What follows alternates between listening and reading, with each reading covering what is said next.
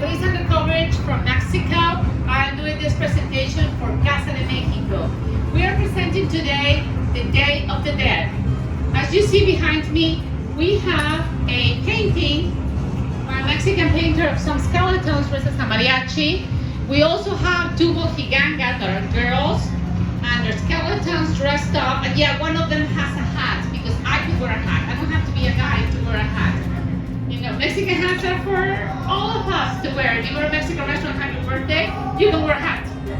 And then we have the Altar de Muertos.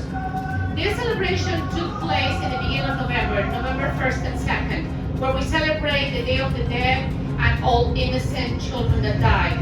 This celebration is a mix with the indigenous celebration of the dead and the Catholic celebration of the All Saints Day.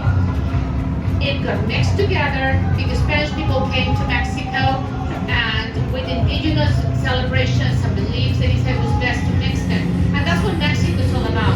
We have people from many parts of the world, where they came from Germany, Italy, Spain, and we have acquired all those traditions and mixed them with the traditions of the indigenous people. Indigenous people can be Aztecs, Mayas, Toltecas, Zapotecas, Mixtecas. There are many groups. I know the Aztecs and the Mayas are the famous ones, but there are many other groups. Now, in the case of Mexico City, and I'm from Mexico City, we have a certain way that we do altares. Altares is the way to honor and remember the dead. But when you travel to other states around the country, you will see that altares look different. Very different. But the purpose is the same, to remember where you come from. You make the altar for somebody in your family or for somebody that you know or admire. So you could make an altar for, let's say, Frida Kahlo, because you like Frida. Now, many people do the altars in their houses, or they make the altar in the cemetery where their father or mother is laying. You put the food that that person used to like, and you believe that that person is present, because that person is really always present in your brain, in your heart, and of course in your genes, and if there's somebody like your dad or mom or part of your family. And you are honoring them with the way you do your life. And that's the most important thing, to always remember where you came from and do the best with whatever you have. Your life is yours to live, and you live it the best way you can under God's guidance. And that's why in an altar, you always find God's guidance, so you don't lose your way. In an altar, you always find a relationship to religion. An altar can have 3 levels or 7 levels. If it doesn't have that, it's an exhibition, a very nice exhibition, but it's not an altar. You may have heard the word ofrenda. The word ofrenda refers to what you offer. What did you offer? You offer to God.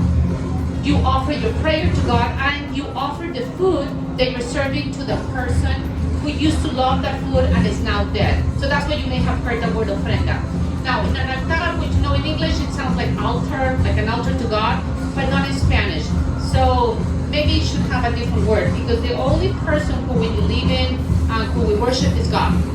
No, everything else in the altar is really just in honor and remembrance. So in the altar, there's one, we see what looks like a pyramid and what looks like one of the gods. Oh, I see that I lost a part, I'm sorry. But we see one of the many drawings of Quetzalcoatl, which is the god of the Aztecs, which is a serpent and an eagle together. And then we see many of the skulls around it, not to be scared because death is part of life. And we see certain levels.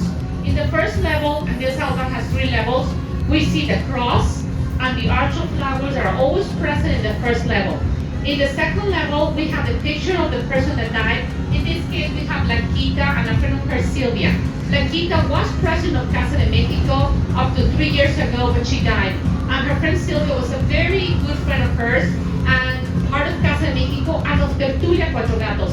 And I happened to be in both organizations. So I felt a connection to that, and that's why I chose that picture.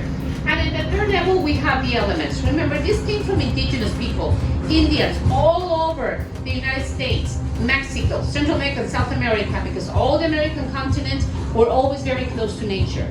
And in nature, you have certain elements. So the 4 elements are earth, which is present with salt, water, that's why we have a cup with water, fire, where we have all the candles that we cannot turn on here because it's a fire hazard, and the wing, which we have present in the papel picado, the orange one and the one you see on top.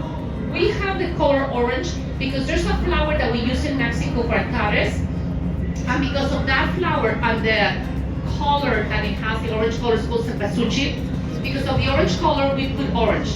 This really should be covered with that flower. In Mexico, you find every altar covered with flowers, and you even find carpets with different drawings made of flowers. Beautiful, beautiful drawings made with flowers. But those flowers are very expensive in the States, so instead I just put some fake flowers. And then in the fourth level, or fifth, sixth, and seventh level, you put what is in relationship to the person that died. So in this case, I put Mexican food because I could not put real food because of ants. Remember, in Mexico, if you were in a cemetery, you would have real food. But here it's an exhibition, so I could not have real food because of ants.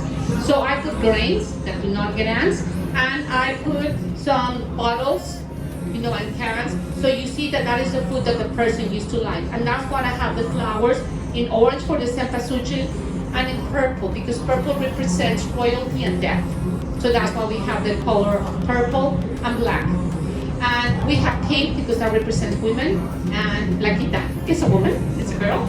And so you see that we have candles everywhere. And we have a candle on the bottom that shows you the way. And all the time you have to remember your way and never lose your way that is the right way and to God. Because you always have influences that try to lead you astray of your way, but you always have to go the right way and remember where you come from. Every gift, every talent that is in you comes from your family, father, mother, grandparents. Everything they gave to you is in you. It's really in you, in your talents. So you might as well use it. And that's why we have this tradition to honor your ancestry, because family is very important. I have an explanation here of the Catrina. The Catrina is now part of the altares. It didn't used to be part, but now it's present. The Catrina was a skeleton that Posadas, an artist in the 1800s, made famous. He had a skeleton called the Esqueleto Garbancero. He made the skeleton, and I have it up here, to make fun of people that thought that if they were white Europeans, they were better than Indians or black people in Mexico. He said, you know what? Under all of us, under every skin color, the skeleton is the same. The blood color is the same. So he dressed the skeleton with nice clothes to show that underneath the skeleton of all of us is the same. And that death is the most democratic person because it brings us all together, because it hits anybody of us, regardless of color or money. Well, then Diego Rivera made a famous painting of walking the Alameda in the park. That's the one I have in the bottom. And in it, he showed a Catrina. He's the one that called it Catrina.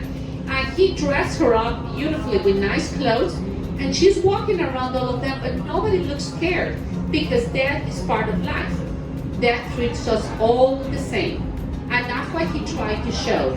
Really, what makes us better than somebody else and better is what you do. If you work hard, you may have more money than somebody else, but you're not really better. You may have just used your talents better, but that doesn't make you better than somebody else. It's just using what you have to be the best you can to compete with yourself, but not with others. And that's what he tried to show. And that death is among us, and you should prepare for death. Death is part of life, and you shouldn't be scared of death. You shouldn't be scared of skeletons. No, you shouldn't be scared of anything you use here, because you're always protected by God and under God.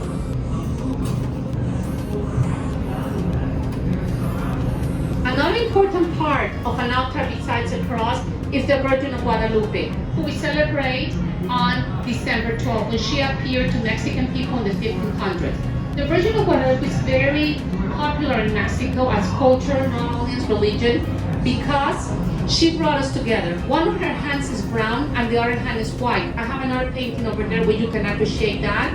And in Mexico, you can see the real painting. She appeared to an Indian person, and that appearance on his clothes is still there today in the Basilica of Guadalupe outside of Mexico City.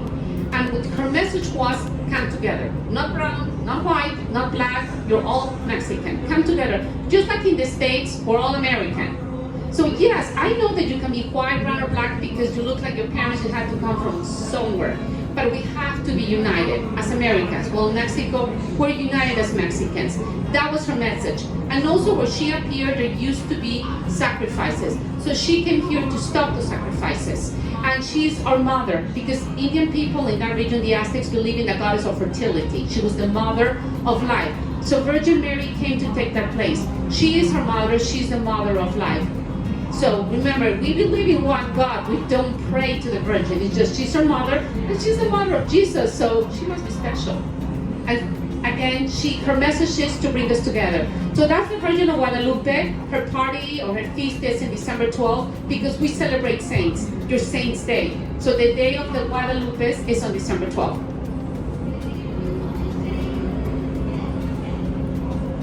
So now you see the different levels of the Altar de Muertos. Now the Mojigangas, we have a big parade for the Dia de Muertos. Really, if you go to Mexico during that time, you will be amazed at all the parades. One of the parades has these ladies, the Mojigangas, and we carry them around. You know that for Lent, when you have all the carnivals, we also carry different characters, but they're different, they're colorful. For Dia de Muertos, the characters that we carry are skeletons.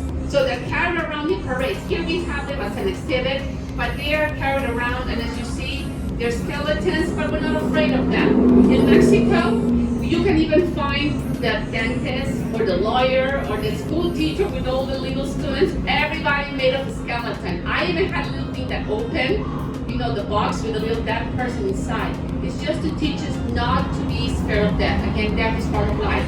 And that's why we have also the mariachis that look like skeletons. And I also put some traditional dresses. What I wanted you to see is, again, that every state is different. And just like you will find different altares that look different in every state, the food looks different. Yes, tacos are popular, but not every state they have tacos, but they have other food. And ceramic is different in every state. It's like comparing Florida to California to New York. Every state is different, same in Mexico. And some of the dressers are different. Now, I didn't have many, but I wanted to show you the difference. Like this one is from the state of Jalisco, and it's totally different as a dress from the state of Puebla. And it's totally different as a dress from Mexico City.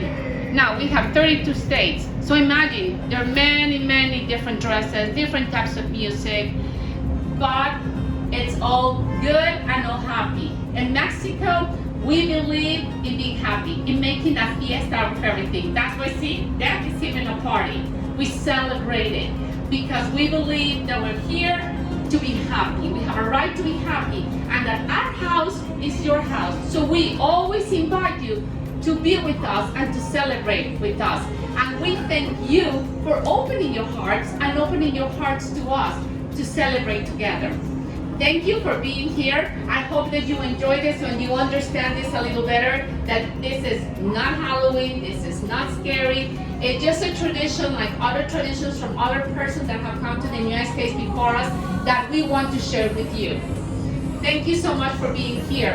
And if you came earlier, we also showed the tradition of the posadas. The posadas is during this time of the year of December, before December 24th, and after the party, remember the celebration of Virgin Mary on December 12th, we have 12 parties that we call posadas, where we sing, where we eat, where we break piñatas, all celebrating family and friends coming together. So if you are in Mexico during Dia de Muertos or during Christmas, you will see all those celebrations. You will see nativity sets being set up in houses, growing and growing inside the house or outside of houses, growing and growing outside the houses, besides the tree, or you will see the Advent crowns with the candles. These are all celebrations that came from somewhere.